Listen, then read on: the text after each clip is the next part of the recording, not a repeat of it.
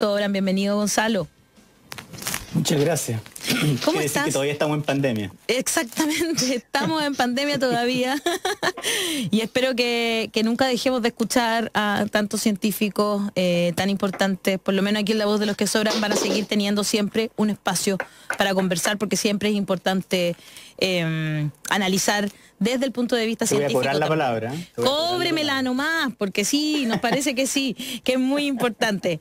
Gonzalo, bienvenido. Estaba yo presenté mal la entrevista que nos dio Danuta Rax.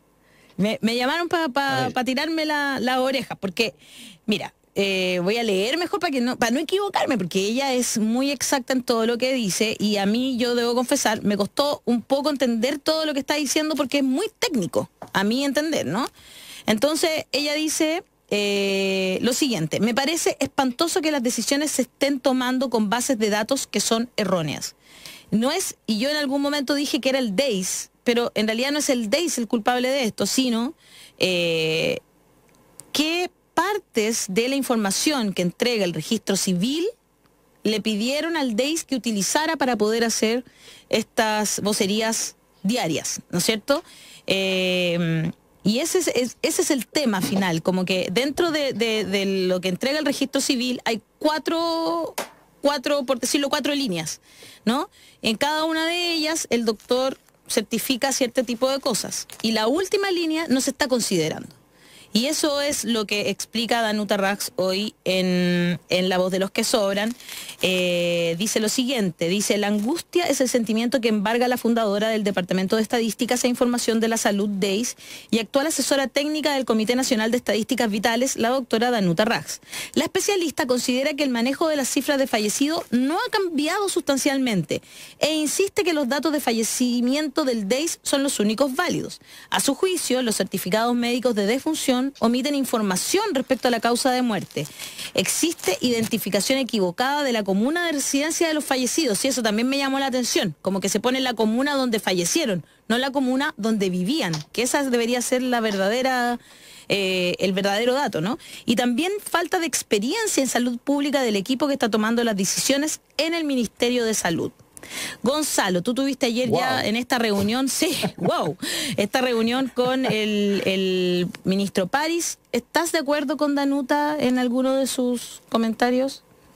Sobre todo en este último, que da cuenta de... Yo le creo lo que está diciendo. Ella sabe cómo funciona la maquinaria gubernamental en relación a los datos. Hay una cuestión que tiene que ver con las grandes concepciones, y otra que tiene que ver con cómo funciona la maquinaria estatal. Claro. La maquinaria estatal, claro, es distinta de la maquinaria de gobierno de turno. Sí, sí.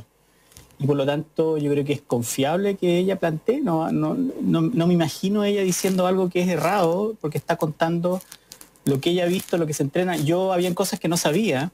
Esto de que no hay entrenamiento de las personas que entregan los datos, que hay que salir fuera del país. A estudiar.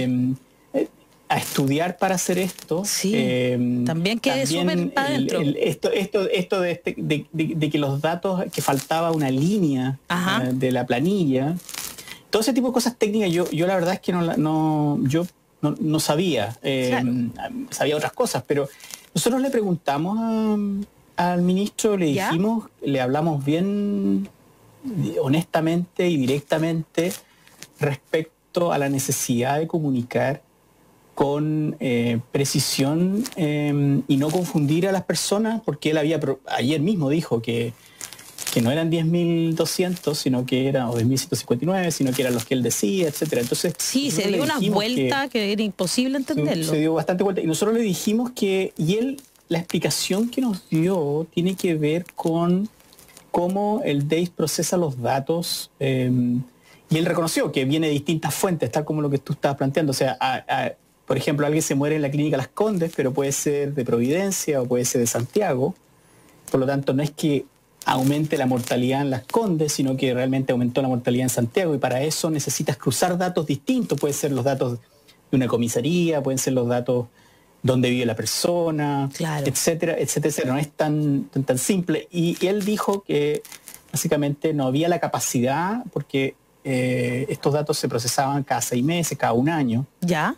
para poder tener los datos acurados. Pero tal como lo dice la entrevistada del programa Danuta. Danuta, la verdad es que los datos, y eso también lo hemos visto nosotros, los datos de los probables, se ha comprobado que son las personas que han fallecido. ¿Y qué pasa? Que lo que es interesante acá, que la gente cree que el PCR es la verdad absoluta, y la verdad es que no, el PCR es un indicador, es como cuando uno va al médico. Claro. Y va al doctor y le dice, pucha, usted tiene esta fiebre y el diagnóstico que tiene relación con esa fiebre o con el examen que le hicieron lo tiene que hacer el doctor, lo tiene que buscar él, es una evaluación clínica. Pasa lo mismo cuando uno hace la evaluación forense de alguien que ha fallecido, es una evaluación clínica al final y al cabo. Entonces el PCR es un elemento más, o el elemento puede no estar ahí, pero eso no significa que la persona no tenga COVID. Entonces, perfecto, a esta altura sabemos bastante acerca de los síntomas, y que son bastante variados, entre paréntesis. Y por lo tanto, realmente, nosotros le planteamos que era un problema comunicacional muy grave, el no comunicar, el no decir cuál es la cifra de fallecidos. El tener esta duda, ¿no? Constante. Una de las cosas que a mí me llamó la atención de la entrevista, y yo se lo planteé porque Ricardo Baeza y Miguel Ramírez, ellos fueron los que hicieron la vocería, y después algunos de nosotros intervenimos muy brevemente. Y una de las cosas que yo dije, conectando esto, es que, porque a mí me interesa mucho la cosa de la comunicación de la crisis, la comunicación del riesgo, la comunicación del desastre.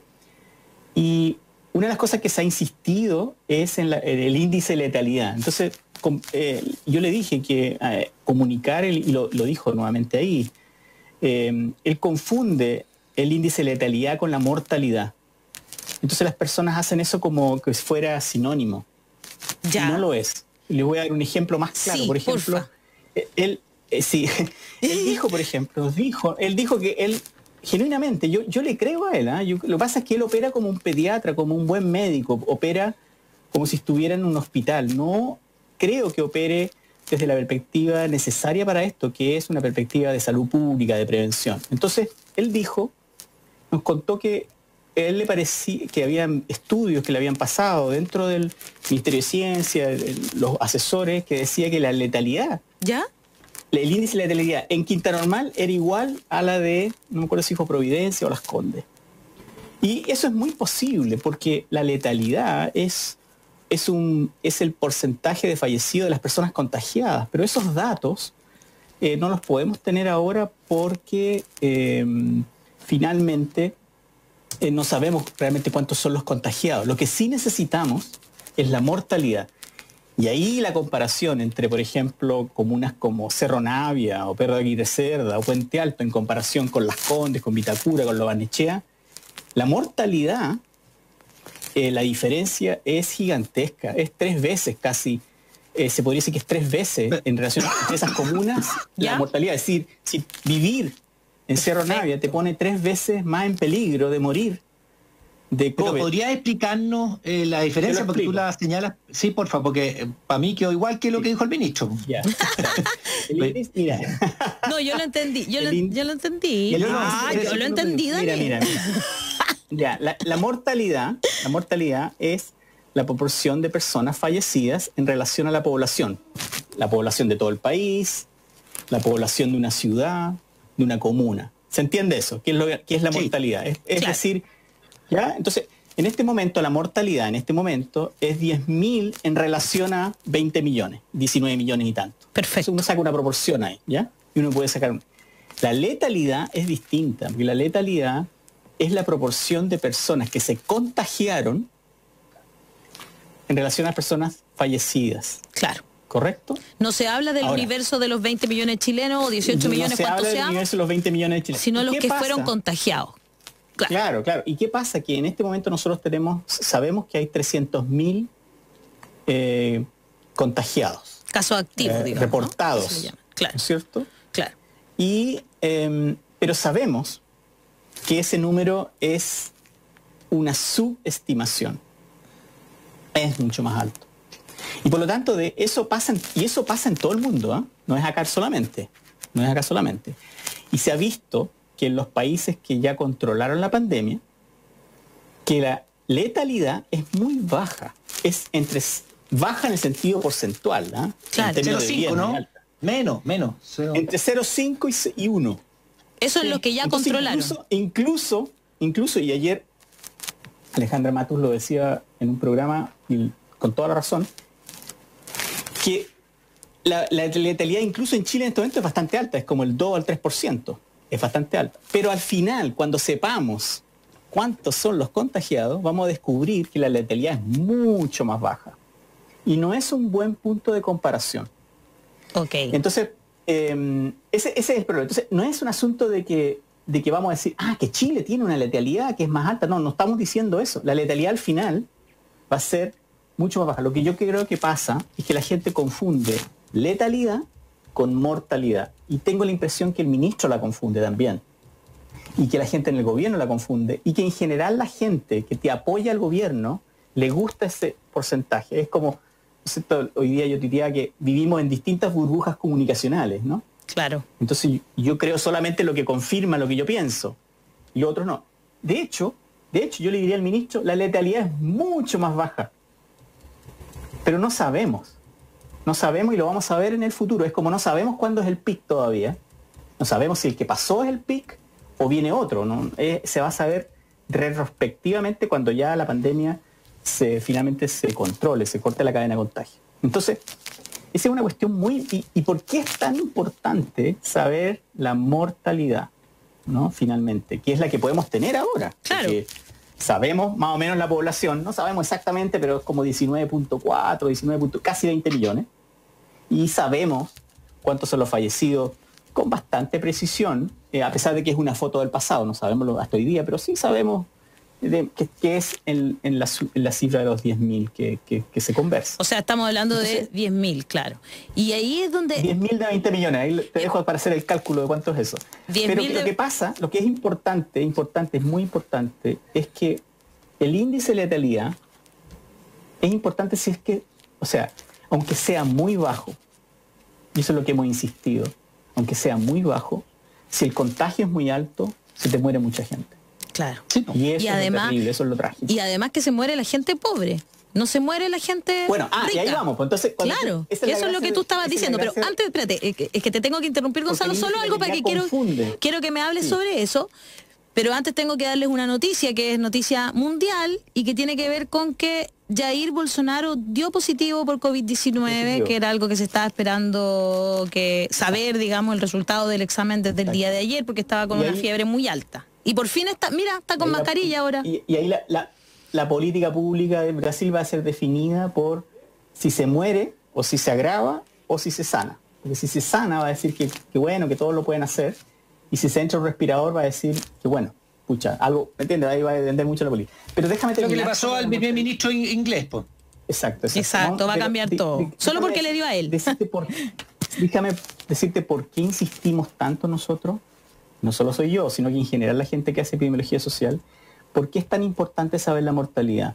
No es un asunto político, es un asunto que tiene que ver con cómo diseñamos programas para prevenir y sanar. Porque si tú tienes una mortalidad y también, por supuesto, un contagio más alto per cápita en ciertas comunas y no en otras, lo que queremos decir no es tanto necesario, o sea, por supuesto va a ser mejor el sistema de salud que va a tener la gente que está en un sector, en el sector oriente, por ejemplo, pero no es tanto el sistema de salud que uno podría decir, pueden tenerlo parecido. Lo que pasa es que este virus en particular te ataca mucho más si tu sistema inmunológico es peor, si hay obesidad, si hay más problemas cardiovasculares, si tu alimentación es mala, si vives en una situación de vivienda mala, etcétera, etcétera, y tienes menos acceso a la salud. Y todas esas condiciones se cumplen en las comunas más vulnerabilizadas.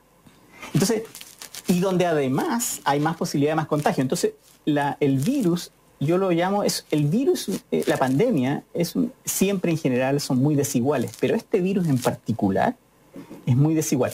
No solo en Chile, en Estados Unidos se mueren más los negros, los latinos inmigrantes. Claro. Inmigrantes. Yo que acabo de hacer tenemos un reporte que sacamos la semana pasada en la universidad allá sobre justamente eso. incluso en los mejores estados, los más igualitarios, como Massachusetts, bueno, Nueva York, etcétera, la gente que se muere son fundamentalmente latinos y negros, y donde hay más contagio además. Entonces, no tiene que ver con que seas latino o que seas negro. Claro, no es una cosa racial, tiene que ver con la forma de vivir, una cosa social. El racismo institucionalizado en Estados Unidos, que es equivalente a nuestra desigualdad institucionalizada, porque este país tiene una desigualdad institucionalizada. O sea, toda la discusión estos últimos 2 días de la clase media, hay un artículo muy bueno en el New York Times sobre que esto de la clase media, toda Latinoamérica, así en México, todos se creen clase media. Todo. En realidad, desde el presidente. La definición de clase media es que una crisis como esta no te debiera afectar. Eso es una clase media. Si tú sufriste con esto económicamente, es que no perteneces a la clase media. Entonces, pero entonces, vuelvo a insistir, así como un famoso epidemiólogo inglés, Michael Marmot, él tiene toda la evidencia que muestra que la gradiente de la salud está estrictamente relacionada con dónde estás en términos de tu estatus en la sociedad. Y es lo que se llama una gradiente, la gradiente social. Perfecto. Esa gradiente nuestra no es una gradiente, es un abismo. Claro. Claro. Porque la diferencia es muy grande entre unos y otros. Entonces, claro. Y lo que sucede es que el índice de letalidad, porque no es tan distinto en distintas áreas, etcétera, esconde nuestra desigualdad. Es como el concepto de clase media, es como el concepto de PICS. Se esconde con eso toda otra realidad que hay que considerar. Y es muy importante porque nos va a afectar a todos, no solo a aquellos que no tienen privilegios. Los que tenemos privilegios también, porque el contagio va a andar circulando igual. No nos podemos aislar. Puede que sí, que las comunas hay una tremenda segregación. Lo mismo pasa en regiones y por eso a nosotros nos preocupa mucho las regiones. Y nos preocupan las regiones porque en el 40% aproximadamente de las comunas en Chile no hay contagio, no hay fallecido. ¿Ya? Entonces, en esos lugares es posible hacer algo para evitar que existan fallecidos. Es posible todavía aislar el contagio completamente. ¿Qué deberíamos hacer, Gonzalo? Porque, a ver, te quería pedir primero que si te puedes sacar un poquito el micrófono de la ropa porque está haciendo roce. Está tapando. Ahí mismo. ¿Hacia dónde deberíamos ir? Porque finalmente yo creo que eso es lo que nos angustia a muchos y muchas chilenos y chilenas, como que sentimos de repente, al menos los que hemos visto esta mala comunicación, porque para mí ha sido muy deficiente desde el punto de vista comunicacional. Exacto. ¿No es cierto? Y eso, por supuesto que atañe a todo al final. Pero ¿qué hacemos? ¿Qué hacemos con esta falta hacia dónde deberíamos ir? Bueno, ¿qué le plantearon ustedes ayer al ministro París? Y si ¿qué le planteamos al ministro? Claro. Bueno, nosotros lo que le planteamos al ministro es que hay que transparentar la estrategia y el plan de acción que tiene el gobierno. Y nosotros proponemos un cambio de estrategia. El ministro dijo que no iba a haber cambio de estrategia, pero nosotros propusimos igual un cambio de estrategia, que es cortar el contagio. No basta tratar, porque la estrategia ha sido hospitalaria, ha sido curativa, curar a los enfermos. Que siempre en Chile siempre ha sido así, ¿no? Introduciendo... Sí. No, porque nosotros vacunamos mucho, nosotros hacemos muchas cosas, hacemos prevención de embarazo temprano. Nosotros tenemos buenos índices de salud pública en cosas comparados. Nosotros tenemos la expectativa de vida que tiene Estados Unidos, etcétera. O sea, en ese sentido estábamos bien. Perfecto. Hay cosas que hacemos bien en prevención. Ahora. No nos hace el mejor sistema de salud del planeta, pero hacemos cosas bien en salud pública. Claro. Pero bueno, entonces, volviendo a tu pregunta, o sea, hay que transparentar esta estrategia y decir, bueno, ¿qué es lo que quiere lograr el gobierno? Y claramente no se han comprometido a cortar la cadena de contagio. Entonces, ¿qué significa eso, por ejemplo? Si supongamos que fuera a cortar la cadena de contagio, si bien en general te voy a dar los puntos generales y después te puedo hacer unas cosas específicas. Una sería que ahora tuviéramos un foco en las regiones con cuarentenas preventivas. No debieran haber muertos donde ahora no hay muertos. Perfecto. Eso es una cuestión muy clara. Tenemos que además prepararnos muy bien para las futuras olas. Que no nos pase lo que está pasando en Estados Unidos. O sea, efectivamente, como dice mi colega Ricardo Baeza, como lo dice Rafael, hay una estabilización, una meseta PIC, por así decirlo, que ha ido tendiendo a la baja. Claro. Lo otro es que se necesita un acento en lo social. Porque esto no es solamente una crisis sanitaria. Necesitamos pensar en los derechos de las personas.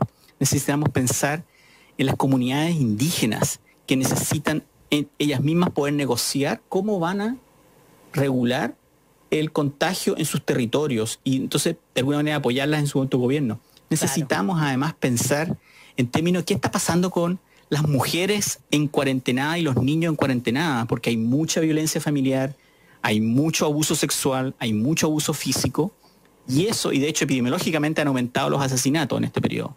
Entonces, tenemos que pensar en lo social, y eso significa, se ha dicho mucho, que hasta Espacio Público lo sugirió, los planes de desconfinamiento, cuando empecemos a desconfinar, quizás el otro mes, se necesita que participen todo tipo de estamentos, las personas, los territorios, las comunidades, la comunidad organizada, el tercer sector. El otro día conversaba, por ejemplo, con la gente junto al barrio en Valparaíso, había gente de todos sectores, y decía, ese tipo de organización se debe fortalecer, porque ellos conocen su territorio, porque el desconfinamiento es específico en cada lugar, no basta un decreto, se acabó el toque de queda, espero que se acabe, pero se necesita aplicarlo territorialmente, y además se necesitan, y esto seguimos insistiendo, en datos desagregados, con acceso a información por comuna, por sexo.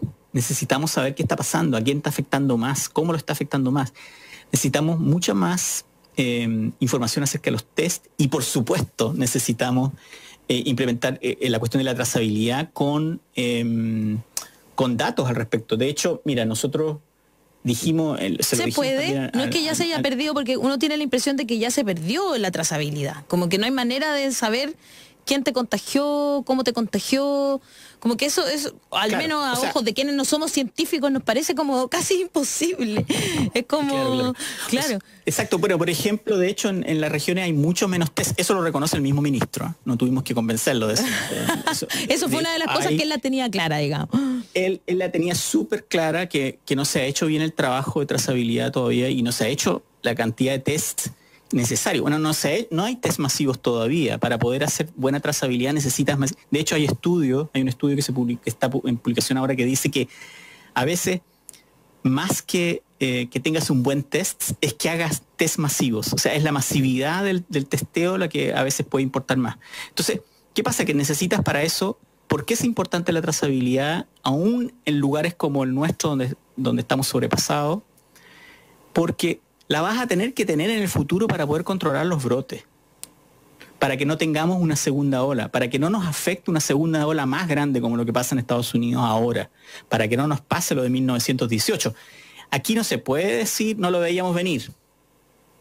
La evidencia es clara al respecto, y no basta competir, hay que aprender de otros países que soltaron y que ahora están infectados y que lo han hecho mal. Hay otros países que lo han hecho bien, continuamente, ¿eh? Sí. Entonces tenemos que aprender de ambos. Y eso significa mejorar la logística de las muestras, hay que capacitar a los trazadores y hay que incorporar una tecnología que sea buena. La subsecretaria Daza ha prometido ya por 6 semanas, esta cuestión de la plataforma todavía no se implementa. Tienen que hacerse las licencias médicas. O sea, no puede ser que las personas le hagan el test y siga trabajando. Se le tiene que dar licencia médica cuando es probable que tengan COVID. Mientras esperan por el resultado. Eso va a ayudar a la prevención. Y eso, aunque sea en un lugar donde hay mucho contagio. Y ahí se necesita fiscalizar con perspectiva de derecho. Insisto en eso. O sea, no tienes que realmente proteger a las personas. Porque hasta ahora todo es punitivo. O sea, por ejemplo, nos mandaban recién una nota de ayer de un noticiero que dice, encontraron, no sé, a 12 personas con ¿cómo se llaman esto? Como permisos falsos, y se llevan a esas personas, cuando el que le había sacado los permisos falsos era el jefe, ¿no? 10 detenidos por trabajar sin permiso en obra. O sea, sí, es como usar la droga, pero no detener al traficador. Exacto. O sea, te lleva a todos los que están consumiendo en la esquina, pero el que les vendió la droga no te importa. Es como eso, yo tengo una pregunta además que dice relación con lo que tú nos has mostrado. Pucha, que es harto. O sea, tú lo que tú nos has dicho, que hay que hacer esto, esto más allá.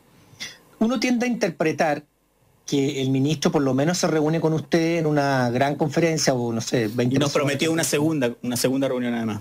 Ya. Mira. Esa segunda, son esas reuniones. Mañalich ni siquiera hacía esas reuniones. O sea, Mañalich se miraba el ombligo todo el santo día y se equivocó, su cayó como el castillo de naipe. Es bueno, hay que colgarlo en la plaza. Pero lo que tú has señalado, por lo que yo interpreto, es mucho lo que falta. Pero muchísimo, no estamos hablando, sí. O sea, todo lo que tú has dicho. Y eso podemos hacerlo, hay voluntad de hacerlo, porque ¿sabes qué? Esto, bueno, voy a poner un componente político, pero yo no he visto nunca buenas intenciones de parte de la autoridad sanitaria de hacer todo lo que tú has dicho, que son lo que han dicho los expertos, ¿no? Los científicos. Uh-huh. Sí, no somos los únicos que proponemos estas cosas.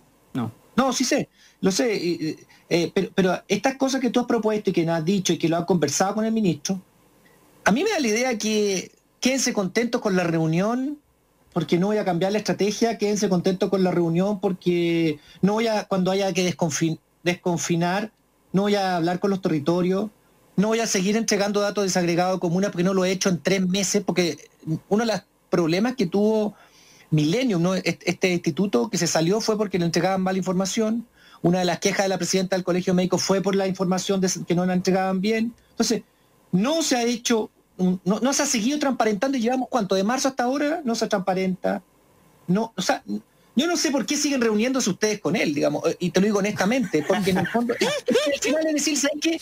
Quédate tú con tu problema. Esta fue la primera reunión, ¿eh? Porque estamos marzo, abril, mayo. ¿Cómo es posible que recién lo escuchen? Yo no entiendo. Esta carta salió el día después de la columna que yo hice en la segunda, que creó tanta cosa. Nosotros estuvimos juntos alrededor de esa época, sí, todavía estaba Mañalich. Yo fui de los que dije, se tiene que ir Mañalich, lo dije aquí en este programa además. La carta no había una respuesta oficial y esta fue finalmente una respuesta. Él se comprometió públicamente, hay que reconocerlo. Hay gente que pregunta ¿por qué le da las gracias al ministro? Bueno, nos recibió ya y conversó con nosotros. Nosotros fuimos súper asertivos con él y honestos. No fue fuimos por supuesto diplomáticos, pero él nos escuchó, nos dio todo el tiempo que prometió. Hubieron un par de cancelaciones porque, bueno, el ministro está ocupado. Nos prometió él, de su propia voluntad, nos dijo que nos quería reunir una segunda vez y además nos ofreció tener reuniones con Arauz para conversar todo esto de los datos que estábamos hablando antes, cómo se manejaban los datos, porque él dijo que a él fue muy interesante, porque él dijo que fue enriquecedor ver otras visiones. Cuando escuchó a Muriel y a Ricardo, que dijo son diferentes, y él dijo, y la verdad él dijo algo así como que hemos ido, entre comillas, transparentando, pero en realidad un poco más, como que de alguna manera yo creo que él reconoce que hay datos que no se transparentan, que de alguna manera en las reuniones se conversa con datos que no todos tenemos accesos, ¿no? Y eso es preocupante, porque los datos deberían ser completamente transparentes. O sea, deberíamos a estas alturas tener los datos.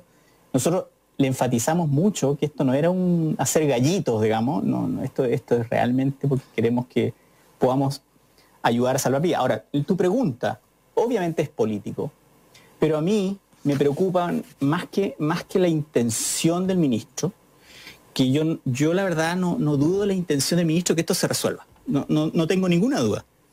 Pero la estrategia del ministro París no es distinta de la estrategia del ministro Mañalich.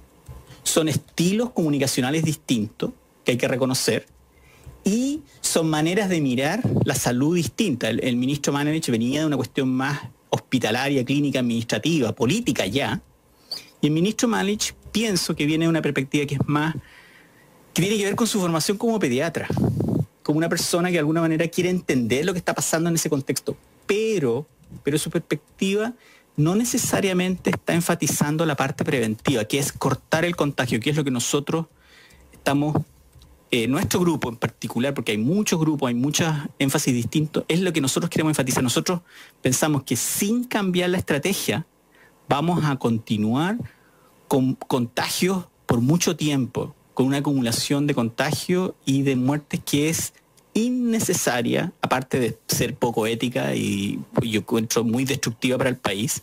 O sea, como decía Matus ayer, nosotros ya tenemos el número de fallecidos acumulado del terremoto del 85, del terremoto del 2010, del terremoto de 1960.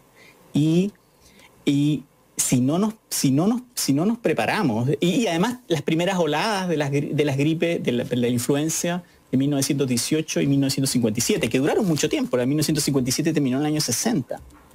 Pero la primera olada mató menos gente que la que tenemos ahora. Entonces yo creo que eso se va a resolver no porque tengamos más respiradores. Nosotros le reconocimos al ministro que una de las cosas que se hizo efectivamente fue aumentar la infraestructura hospitalaria. Nadie lo niega. Ahora no sé cómo lo vamos a hacer después en el futuro con eso, pero nadie puede negar. Se reasignaron muchas camas, que es problemático porque hay pacientes de otras enfermedades que no necesariamente van a tener ahora cama. Claro. Pero lo que falta es un compromiso esencial, significativo, de cortar la cadena de contagio, las 3C, cortar la cadena de contagio. Y lo insistimos casi majaderamente porque por el momento es lo único que nos queda hasta que se invente la vacuna. Porque la vacuna, porque esa es otra cosa que no la conversamos en esta reunión, la vacuna va a hacer que permitamos tener inmunidad al rebaño, pero la vacuna, hay mucha incertidumbre acerca de la vacuna. No sabemos cuándo finalmente se desarrolle y después que se desarrolle hay que producirla. Es decir, podemos estar 1 año y medio, 2 años, 5 años o nunca tener una vacuna. Claro.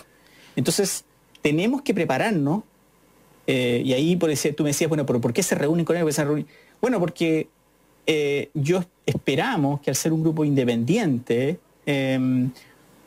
tengamos alguna capacidad de influenciar y que cambien algunas cosas. O sea, eso esperamos también. Estamos súper comprometidos. Ahora, se han hecho cosas. Por ejemplo, antes no sabíamos lo de los fallecidos. Claro. Eso fue una labor fundamentalmente desde afuera. Del trabajo de Alejandra Matus, del trabajo que hicimos, de la presión que hicimos nosotros, del trabajo que hizo Espacio Público y el Colegio Médico, grupos que están desde afuera tratando de... Ahora, una cosa interesante es que el ministro Manlich se ha estado reuniendo con distintas mesas, con distintos grupos. Tuvo también una reunión... París, supongo. París, perdón. El ministro París se reunió con la mesa que tiene que ver con la cosa de género, que también es una cosa que hay que visibilizar, porque, insisto, esto es una crisis política, es una crisis social que requiere soluciones sociales y políticas. No todas son soluciones sanitarias. Cortar la cadena de contagio requiere acciones sociales, requiere claro. Y bueno, una cosa que dijimos es, se tiene que poder comunicar mejor la crisis. Y creo que eso es central. Y yo creo que hay que dejar de distorsionar en cosas chicas que, como uno dice, pero uno dice una cuestión que uno fácilmente la descubre. Por ejemplo, cuando dijo el otro día el ministro Zúñiga, dijo algo así sobre los vuelos. Los vuelos se habían reducido y habían 5 vuelos. Bueno, yo abrí la página de Pudahuel y era mentira. Era una mentira. O sea, es flagrante periodista mentira. Para limpiar. O se dicen a veces cosas que la verdad se han dicho por mucho tiempo como anuncio, pero que no son discursos para la calle, pero que no tienen una relevancia con lo que están viviendo los clínicos y los epidemiólogos. Y debo decir que los clínicos fueron los primeros que dijeron que se notaba una baja de pacientes por COVID en los hospitales y clínicas. Claro. Y dijeron empezaron a plantearlo, hoy se nota, hace unas semanas está atrás, como más descomprimido. Ahí van los números atrasados, porque primero después entonces ya viene menos gente y después se nota también que hay menos fallecidos. Entonces lo veníamos conversando varias semanas, se veía que había que corroborarlo y fuimos los primeros. Nosotros no estamos diciendo hoy los contagios. Ahora, ojo, los datos todavía son poco precisos, todavía falta testeo y, insisto, regiones. No todo sucede en la área metropolitana y no todo tiene que ver con lo que sucede de Plaza Italia para arriba. Muy cierto. Gonzalo Bacigalupe, muchas gracias por haber conversado hoy día con nosotros. A propósito de lo que tú estabas diciendo, que este es un tema social, nos vamos a ir bien rápido porque tenemos a trabajadores de Starbucks que van a contar justamente van a hablar de esto, de la parte social de la pandemia y cómo se trata o no se trata, más bien, ¿no es cierto?, en el mundo laboral. Eso, te puedo decir algo, que una de las cosas que se ha visto, y también, nuevamente, que no nos vengan a decir que no se sabía, se sabe. Unos lugares donde se producen los mayores rebrotes son los lugares de trabajo. La fábrica que cerraron el cordón sanitario en Alemania. Ciertos restaurantes, los lugares de trabajo se tienen que rediseñar. Claro. Porque son los primeros lugares en donde van a haber rebrotes, porque probablemente las escuelas y esas cosas van a abrir mucho más tarde, cuando empiecen a abrir, etcétera. Pero los lugares de trabajo. Pero ahí se necesita un plan, porque no podemos dejarlo al azar. No se le puede dejar al empleador que diseñe esta cuestión. Nuevamente cometeríamos los mismos errores. Todos esos planes hay que hacerlos. Todo está por hacer. Muchas gracias Gonzalo. Invitarme. Un abrazo y nos estamos. Sí, vamos a seguir invitándote porque siempre es un agrado escucharte. Gracias, un abrazo, que estés muy bien.